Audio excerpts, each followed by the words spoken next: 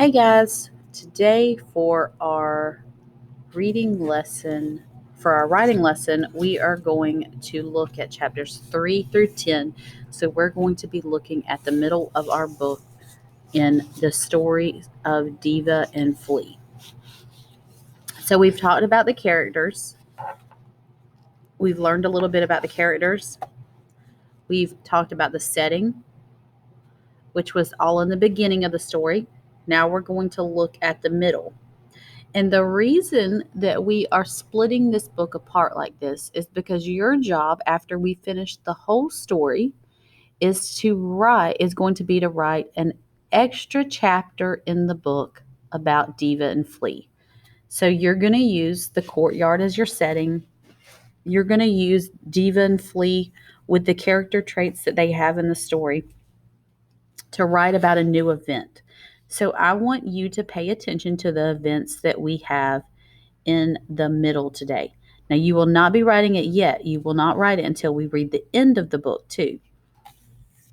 So let's read the middle of the story. Chapter 3, The Mouse. So remember in chapters 1 and 2, we learned about Diva and Flea. Diva is the dog who watches over the apartment building, and Flea is the cat who just travels around, and Diva thinks that Flea is trying to hurt her feelings.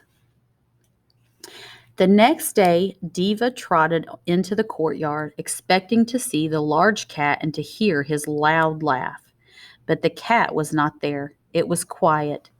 Diva was surprised at how empty the courtyard felt without a cat sticking his big head through the gate. Then she noticed the courtyard wasn't completely empty. There was a small, dead mouse near the front step. Diva looked at the mouse and thought for a moment. Then she called out as loudly as she could, "Who left this mouse by my doorstep?" A small voice hiding in the bushes replied, "Me." It was Flea's voice. Diva was surprised a cat that big could have a voice that small. The cat came out from behind the bushes and walked to the edge of the gate. "I did not mean to hurt your feelings," he said. "So I brought you a mouse." "You brought me a mouse?" asked Diva. "To show you how sorry I am," he replied. Diva looked at the mouse and thought for a moment. Then she walked over to Flea and said, "That is the nicest thing anyone has ever done for me. But in the future, bring me a small piece of ribbon, okay?"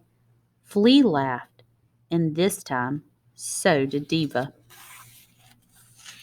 So we're noticing a little bit how their relationship, their friendship is starting to change just a little bit. So we're going to read chapter 4 now. Feet. After Diva and Flea had shared their first laugh together, Diva invited Flea to visit her courtyard every day.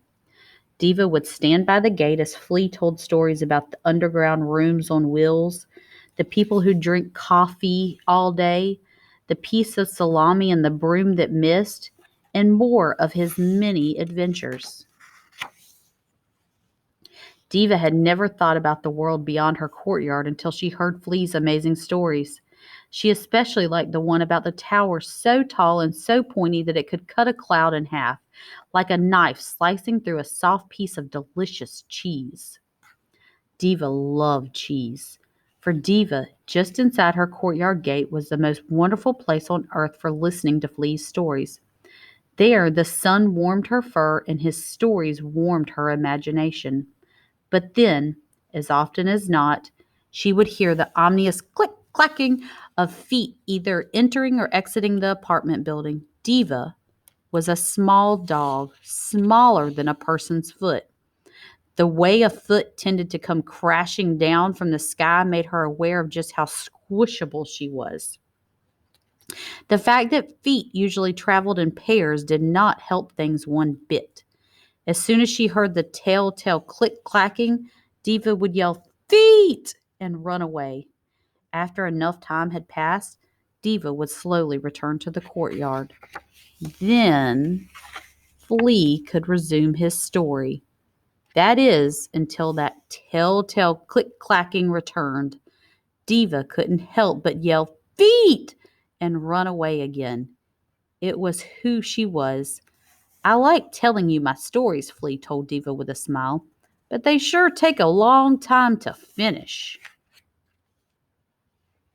Chapter 5, A Big Thought. One day, after he had finally told the story of the store where the man roasts whole chickens and could learn a thing or two about sharing, Flea said, "Well, time for me to go." "Where will you go when you go?" asked Diva curiously. "Where won't I go when I go where I go?" replied Flea proudly. "How am I supposed to know where you won't go when I don't know where you do go when you go?" asked Diva. By now, their little dog and big cat brains were very confused. Unsure of what to do next, Diva thought of yelling "Feet!" and running away, but there were no feet anywhere to be seen, so Diva just stood there. "You should join me one day," said Flea suddenly. "You could be a flaneur like me." "What is a flaneur?" asked Diva, worried that it might be a type of mouse catcher. Flea explained that a flaneur is someone, or some cat, or maybe even some dog, who wanders the streets and bridges and alleys of the city just to see what there is to see. And a great flaneur has seen everything but still looks for more because there's always more to discover. So make sure you're paying attention to our pictures in our story that help describe what's going on in our story. "I am a great flaneur," Flea said with his tail raised high. "This is how I discovered you." "But little dogs like me are not flaneurs," said Diva certainly. "There are always exceptions," replied Flea. "They are what makes you exceptional." Diva thought about being a flaneur.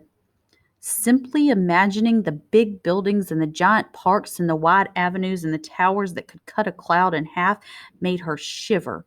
The world was larger than she had thought possible. And it was all right there on the other side of the courtyard gate. That was a big thought for a little dog. Chapter 6, A Big Step. Diva had spent the whole night thinking about the big thought from the day before. So in the morning, she was tired and impatient for Flea to arrive from his early flaneuring. "I have been thinking," said Diva, before Flea could poke his head through the courtyard gate. "I've been thinking about becoming a flaneur like you."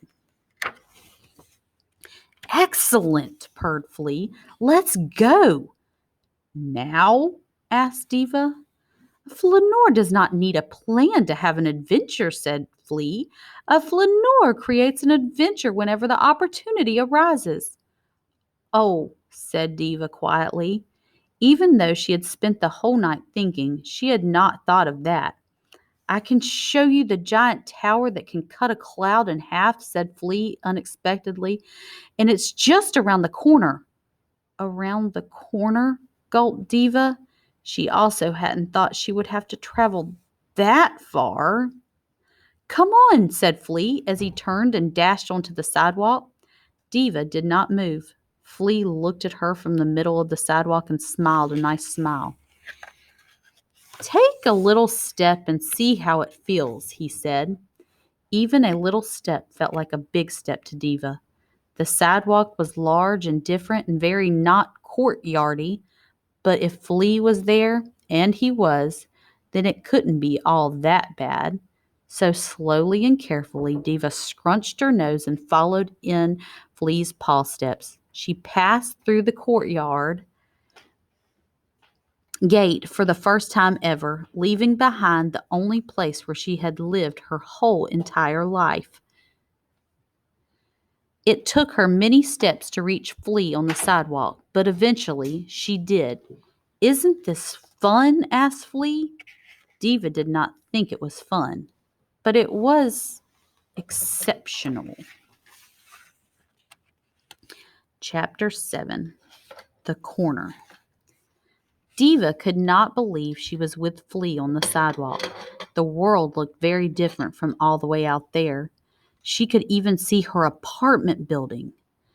This is really something, Diva said excitedly. Do you see me? I'm flanoring. We're not done yet, said Flea before dashing around the corner and completely disappearing. Diva gasped. There she was, alone, outside in the middle of the sidewalk by herself, without anyone else. In one direction was her home, in the other direction was her friend. Diva took a deep breath. She scrunched her nose tight. She took a step towards the corner. Step by little step, Diva reached the corner. Then she turned and saw something wondrous.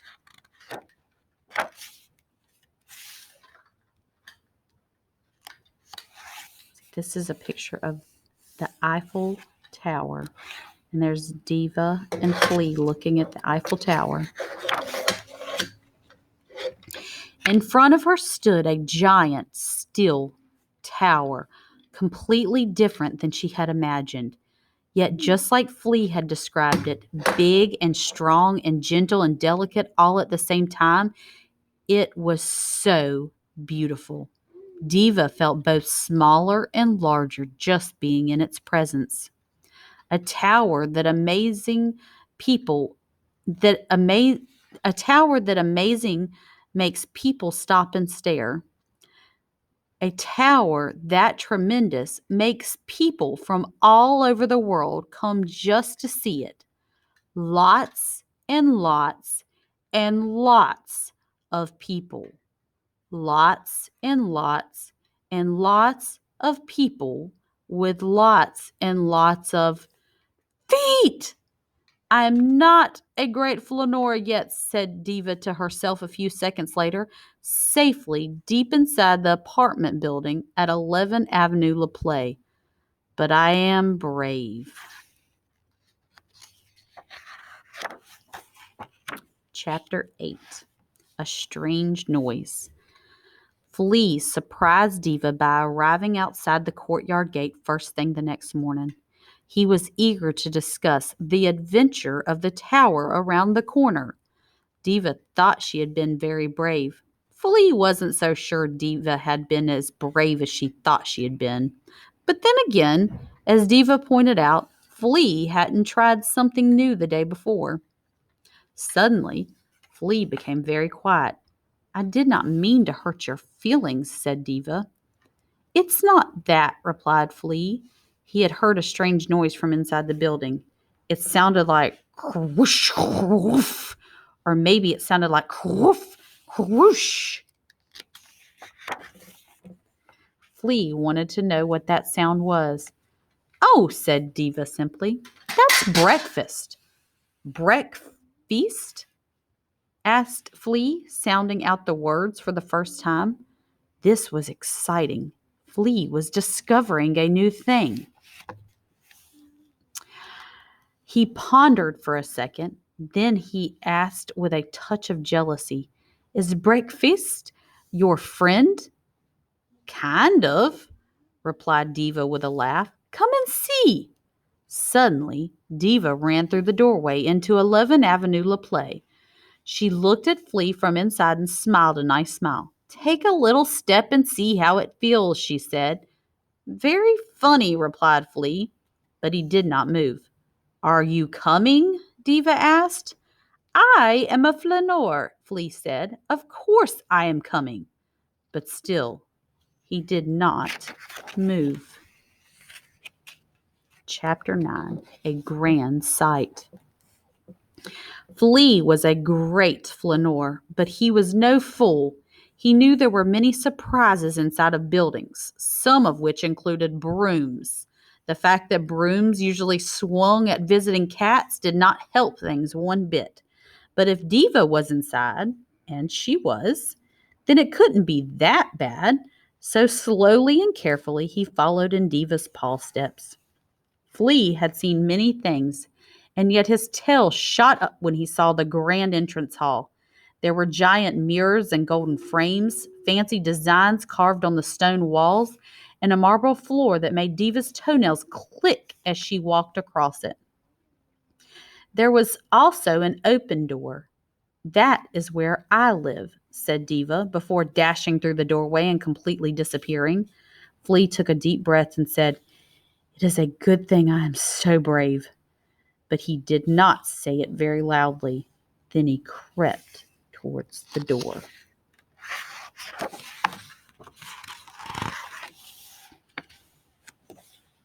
So here's a picture of inside of Diva's home with Diva and Flea. Behind the door was an apartment with a table and chairs and a wall covered with photographs of Diva sitting, smiling, and running away from things. The photographs were all different except for one thing. Diva looked very happy in all of them. Flea realized that someone must stop and look at these photographs often and smile, just like he was smiling now. Then he realized that no one had ever bothered to take a picture of him. That was a big thought for Flea, big enough for him to forget where he was for a second. Flea turned to Diva to ask her about the photographs and noticed that she was right next to a pair of feet. And that pair of feet was right next to a broom, yelled Flea. "Run away, Diva, run away!" There's a picture of Flea running out the apartment. Now, this is the last chapter we're going to read from the middle of the story. So I want you to think about all of the adventures that Flea and Diva have been on and you can start thinking about some ideas that you're going to write about Diva and Flea. Flea took his own advice. He ran as fast as he could out of the apartment, across the entrance hall, past the doorway, through the courtyard, around the gate, and onto the safety of the big, wide sidewalk outside. But Diva did not follow him. Flea was not sure what to do. He was here, and Diva was there. Did Diva need rescuing? If so, Flea knew he was the only cat between Diva, a pair of feet, and a broom. So Flea returned. Inside, he saw Diva still sitting and smiling right next to the pair of feet and the broom. Wow, thought Flea. Diva really is brave. Suddenly, the feet began to move. Suddenly, the broom began to move. Flea's eyes grew wide, but the broom did not swing at him. Instead, it began to swish back and forth in kind of a sweeping motion, as if it wasn't concerned about Flea in the least. "Don't worry about that broom," said Diva calmly. "That is a nice broom. It belongs to Eva. She's the gardener. She lives here with me." Flea had no idea what a gardener was, but he was pretty sure Eva was a human-type person. Flea had seen people and dogs take walks together in the park, but he never imagined that they could live together. Everything inside this apartment was so odd. "Let me show you something," said Diva, as she walked right past Eva's feet in the sweeping broom. Flea bravely followed her to the corner, where he saw a bowl filled with something. "This," Diva said happily, "is breakfast." At first, Flea was disappointed. Diva's friend did not seem very interested. Then he noticed a particularly delicious smell. "Food," he said. "It's food." Food was his favorite thing, next to Diva, that is. "Have some," invited Diva. Flea had eaten food in the morning before, but he had never seen food just sitting there waiting to be eaten. He took a big bite, and then another, without ever once looking over his shoulder or having to quickly scamper away. "The inside of 11th Avenue play may be weird," said Flea with a mouthful of breakfast, "but it is also a little bit magic."